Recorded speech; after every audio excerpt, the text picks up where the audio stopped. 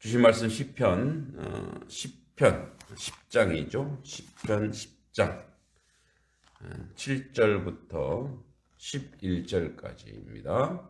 7절부터 11절까지. 자, 꼭 고발장 같은 그런 표현입니다. 제목을 그래서 고발장이라고 지었습니다. 그의 입에는 저주와 거짓과 포악이 충만하며 그의 혀 밑에는 잔해와 죄악이 있나이다. 그가 마을 구석진 곳에 앉으며 그 은밀한 곳에서 무죄한 자를 죽이며 그의 눈은 가련한 자를 엿보나이다. 사자가 자기 굴에 엎드린 같이 그가 은밀한 곳에 엎드려 가련한 자를 잡으려고 기다리며 그물을 끌어당겨 가련한 자를 잡나이다. 그가 급부려 엎드리니 그의 포악으로 말미암아 가련한 자들이 넘어지나이다. 그가 그의 마음에 이르기를 하나님이 잊으셨고 그의 얼굴을 가리셨으니 영원히 보지 아니하리라 하나이다. 아멘. 자, 오늘 계속 이어지는 본문은 이제 우리 어제 말한 것은 하나님이 이제 악인이 하나님에 대해서 무지하여 또 알지도 못하고 거부하고 부인하니까 하나님에 대한 악행인데, 이제 오늘은 사람에 대한 악행을 쭉 나열해 놓고 있습니다. 고발장 같죠, 고발장. 그러니까 입은 저주, 거짓, 포악이 가득하다는 거죠. 그러니까 우리가 참 말을 조심해야 되는데, 말이라고 하는 것이 이제 나가면 그런 의미가 있다 그래요. 정설인지 아닌지 모르죠. 말은 명상이죠. 마알, 마음의 알갱이라 그래요. 그러니까 내 마음 속에 있는 것이 그대로 음성 언어로 표현될 때, 이제 악한 사람들은 항상 하는 것이 저주, 남을 비판하고 비난하고, 그러니까 그 사람이 못되기를 바라는 그런 말을 하고, 또 거짓말을 하고, 포악이라고 하는 것은 아주 분노하여서 상대방이 그 소리를 들었을 때 엄청 큰 상처를 받거나 아픔을 느끼는 그런 거죠. 그러니까 말로 사람을 폭력을 행사하는 거죠. 그러니까 이러한 것이 그 사람의 입에 있다라는 거예요. 이제 오늘 우리가 이 본문을 보면서 나는 아니지, 나하고는 상관이 없고 어떤 악한 자의 어떤 모습이지 라고 착각할 수 있어요. 왜 안 그렇겠어요? 근데 선명하게 이제 고발하고 있는 거예요. 선명하게. 사실은 이게 우리의 모습이고 우리의 삶의 행위다라고 우리가 느낄 수밖에 없는 그런 말들이 오늘 여기에 가득 차 있다라는 거죠.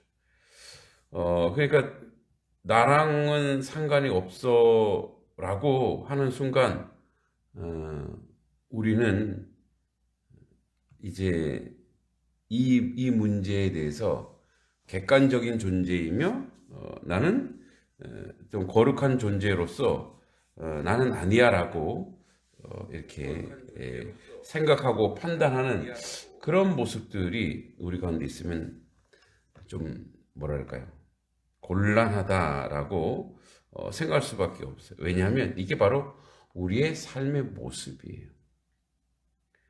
우리는 우리가 알지 못하는 부지불식간에 이미 저주, 거짓, 포악을 말하고 있는지도 모릅니다. 그래서 우리 앞에 가장 큰 조심해야 되는 첫 번째 고발장은 우리가 말하는 것일 수 있습니다. 그래서 항상 이런 것을 습관적으로 자기 자신을 경계하지 않으면 안 돼. 나의 언어. 특히 우리가 이제 이런 착각을 할 수 있어요.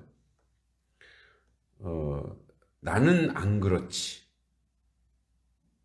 그러니까 특히 기존 세대가 가지고 있는 가오나 실수를 다음 세대들은 그걸 보고 이제 타산지석이잖아요. 그 타산지석으로 삼을 때 그걸 비판하고 비난하는 게 아니고 그것이 나는 안 그래라고 판단하는 것이 얼마나 무지한지, 그리고 얼마나 그것이 하나님 앞에 범죄하는 건지 우리는 이해를 잘 못하고 있는 거죠. 사실은 우리도 똑같다라고 생각해야만 그걸 경계하고 그걸 고치고 수정해 나가면서 교정할 수 있는 거죠.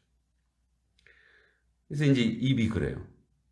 그리고 이들의 행위는 또 마을 구석진 곳에 앉으면 구석진, 은밀한, 사자굴, 그러니까 이들이 좋아하는 것은 어두운 곳이에요.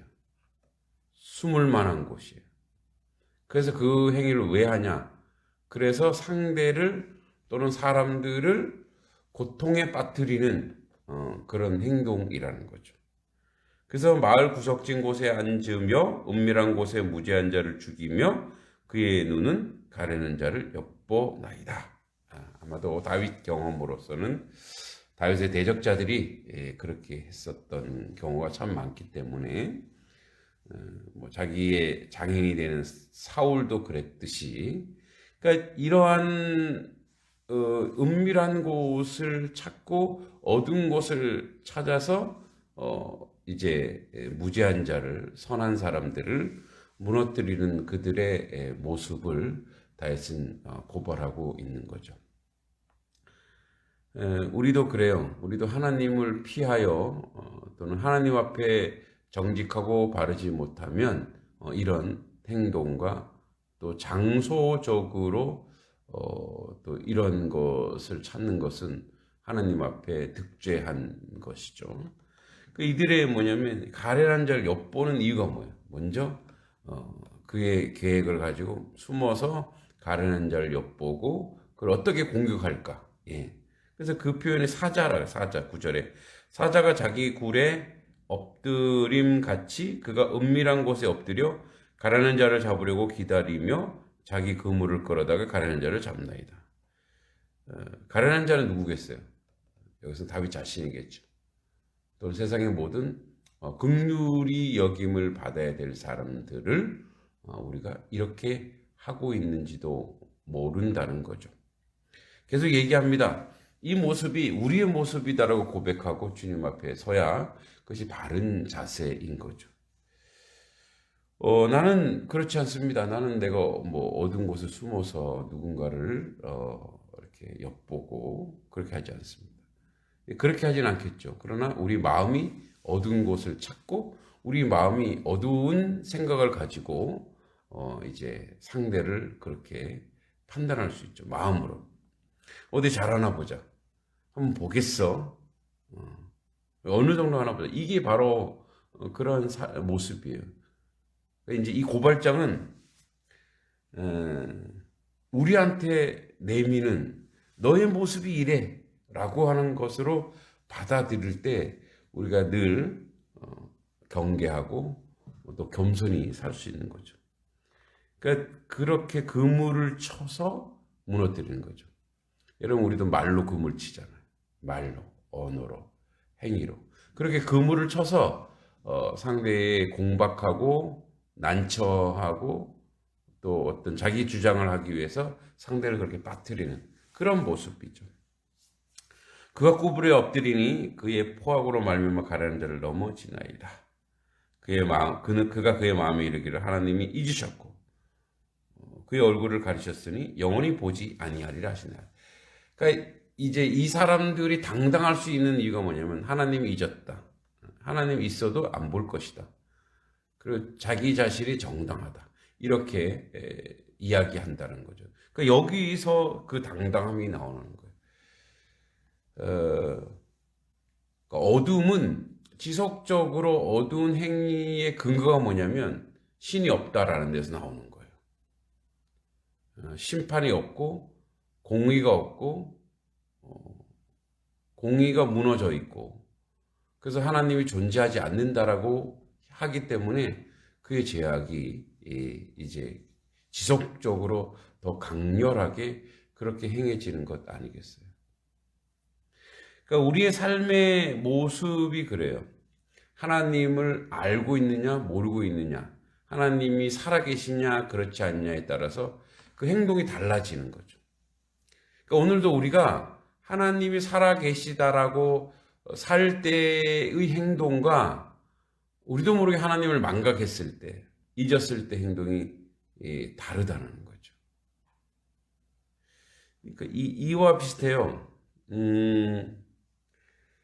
아이들이 선생님 앞에서 말하는 거하고 선생님 없을 때 말하는 거 틀리죠.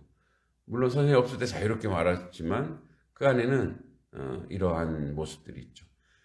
그래서 축복은 뭐냐면 아이들에게 축복은 자기를 제어하고 통제할 수 있는 선생님이 계실 때가 원래 축복이에요. 불편하긴 하겠죠. 마찬가지예요. 거룩한 부담과 불편이 우리에게 있어야 돼. 하나님이 언제나 하나님 면전에서 내가 지금 살아가고 있다. 하나님 임재 사상. 하나님이 여기 계시다. 그래서 아주 은밀한 곳에서도 은밀한 곳을 거룩한 곳으로 만드는 이유가 뭐냐면 거기서 하나님을 인정하는 거예요. 조용한 곳, 구석진 곳도 빛을 비추면 돼요. 하나님을 인정하는 거예요. 지금 나 홀로 있지 않다. 하나님이 여기 함께 하시다. 그러면 이제 두려운 것도 두려움이 사라지고, 그리고 자기 입술과 자기 혀가, 여기 그의 입의 저주가 무너지기 시작합니다. 하나님을, 인정하고 선포할 때 나오는, 그 은혜가 있어요. 목사님들 중에 이제 스토어 가운을 이렇게 입고, 이렇게 다니시는 분들이 있어요. 그게 나는 목사입니다라고 하는 자랑이 아니라 자기를 제어하는 거예요. 자기를 통제하는 거죠. 왜 가톨릭의 사제와 신부들도 그 옷을 입고 어떤 분은 허리에 그 끈을 메고 다니는 이유가 뭐냐면 나는 종이다 이거예요. 종. 그러니까 사실 종으로 사는 게 축복이라는 거예요. 거룩한 축복, 은혜. 근데 그렇게 뭐해서 자꾸 자기를 숨기고 자기를 드러내지 않고 자기를 은밀한 곳에 두는 것은 자기가 자기를 노출하지 않는 것은 어떻게 보면 뭐 자유라고 말할 수 있지만 하나님 앞에 정당하지 않는 그런 모습이라는 거죠. 그래서 항상 그런 것들을 선포하고 이야기하면서 자기 자신을 자기 스스로 제어하는 거. 왜냐하면 우리 인간은 너무나 연약해요. 오늘 이런 고발장 이런 내용들이 이게 사실 하나님 저의 모습입니다. 용서해 주십시오. 그리고 이렇게 하지 않도록 하나님 인정합니다. 하나님 선포합니다. 하나님 함께하여 주시옵소서. 그래서 우리 사는 곳에 우리 거하는 곳에 예배가 있고 기도가 있고 하나님을 선언하고 선포할 때에 하나님의 역사가 일어나는 줄 믿습니다. 야, 우리끼리야. 우리 한번 얘기해봐. 그러니까 이렇게 하는 거. 하나님이 없는 자처럼 하는 거죠.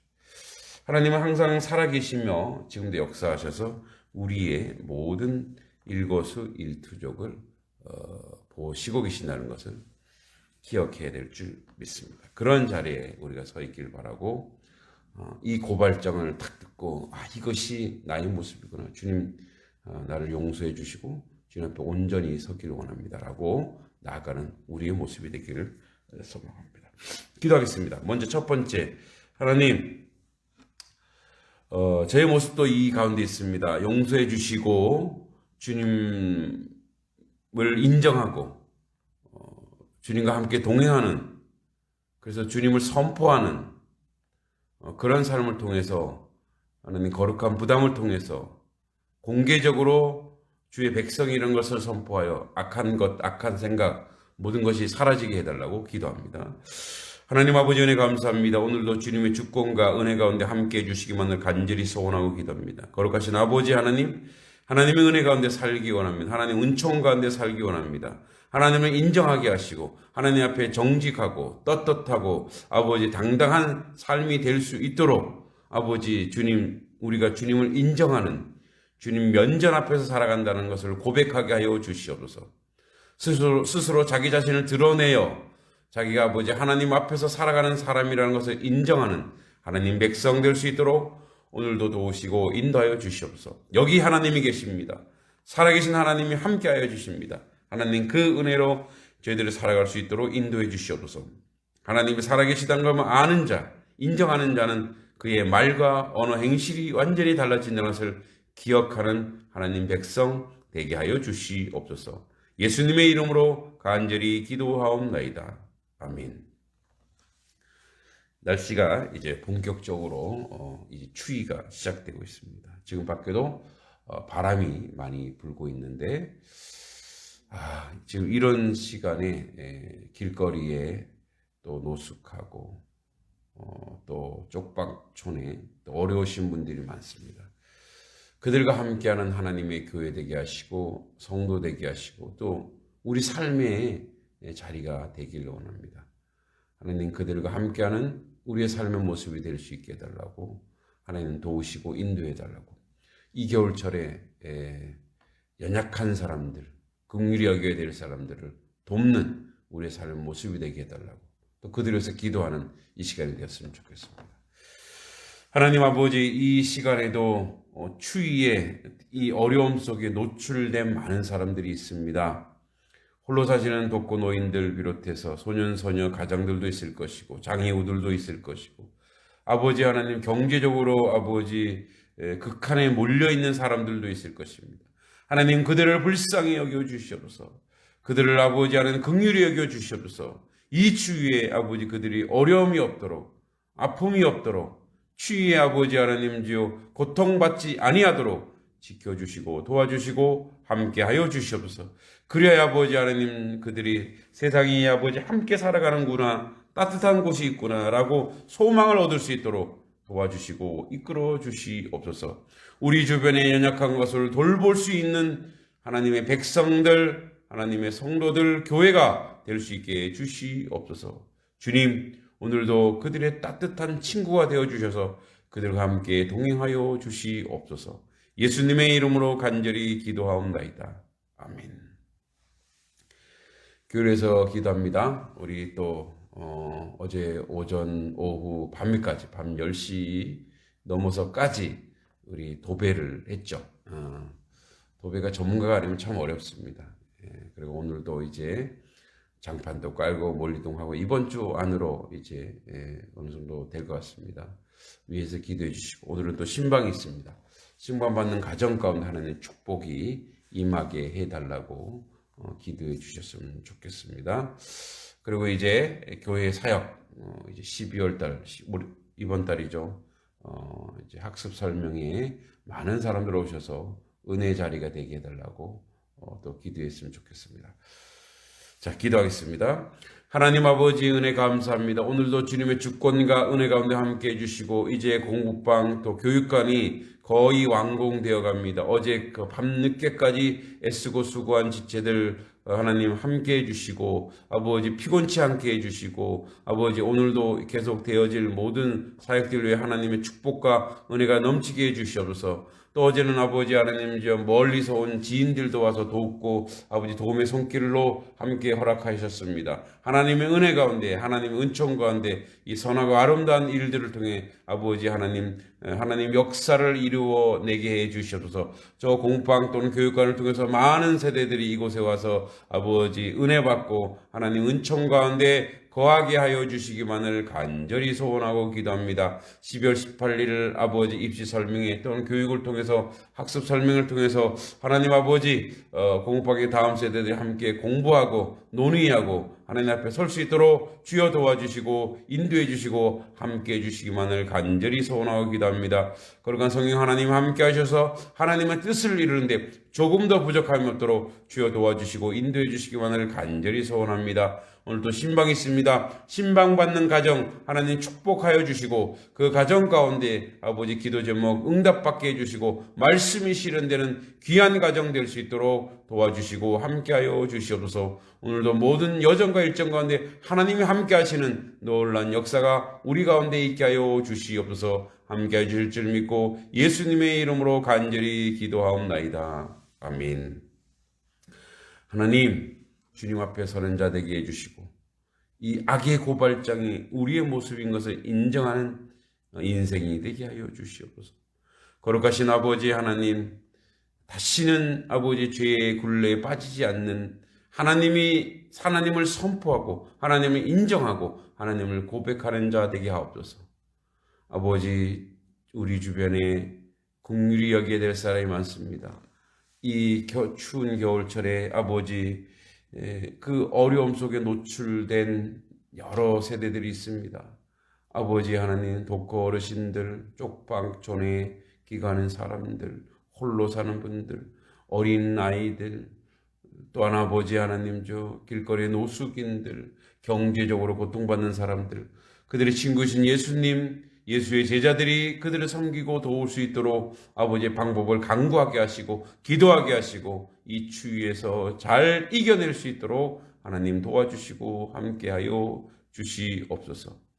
오늘 이제 공업방 마무리 공사와 또 신방과 또 우리 학습 설명에서 기도할 때 하나님 이 모든 일정을 주님 주관해 주시고 주님 영광 받아 주시고 이것을 통해서 이 주변이 교육 선교를 통해서 아버지 변화되고 발전되는 놀라운 역사가 우리 가운데 있게 하여 주시옵소서. 함께 해주시고 도와주실 줄 믿습니다. 하나님의 선하고 아름다운 일들이 우리 가운데 나타나길 간절히 소망하며 예수님의 이름으로 기도하옵나이다.